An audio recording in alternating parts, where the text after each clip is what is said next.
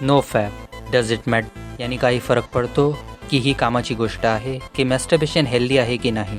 या सर्व गोष्टींचा उत्तर मी या व्हिडिओत देणार आहे. भारतामध्ये मी खूप नो फॅपवर व्हिडिओज बघितली आहेत, जस्ट लाईक मी बॉडी बिल्डिंग लुक्स मॅक्सिंगवर बघितलेली. No let us talk about no fap and being a man.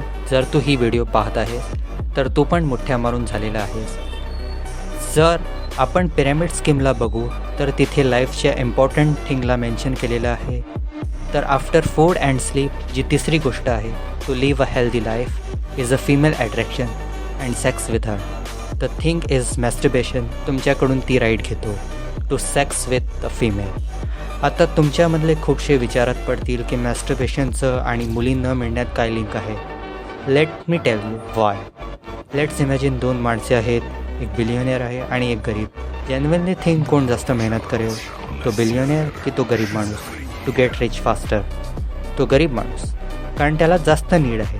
आणि ही नीड आहे ना of girls and sex with them is a perfect need as a man. जेव्हा जेवण नसेल तर जेवणासाठी आपण शिकार करू शकतो, मोठ्याने मोठा हत्ती मारू शकतो, आपल्या कुत्र्याला सुद्धा मारू शकतो. जर भूक लागली 15-10 दिवसापर्यंत तर इमॅजिन जेव्हा तुम्हाला मुलगी नाही मिळणार, तुम्ही सेक्शुअली फ्रस्ट्रेटेड व्हाल. तुम्ही कितक्या लिमिट्सपर्यंत जाऊ शकता? Just have a girl. I am not saying as rape or stuff like that. I am just saying not having a girl will lead you self improvement. जेव्हा तुमच्या आयुष्यात मुली नसणार, मुली भाव नाही देणार, the only right you will find, तर हे होणार की तुम्ही मेहनत करणार, ज्याने तुमची लाईफ पण इम्प्रूव्ह होईल. So that's why you should no फॅप.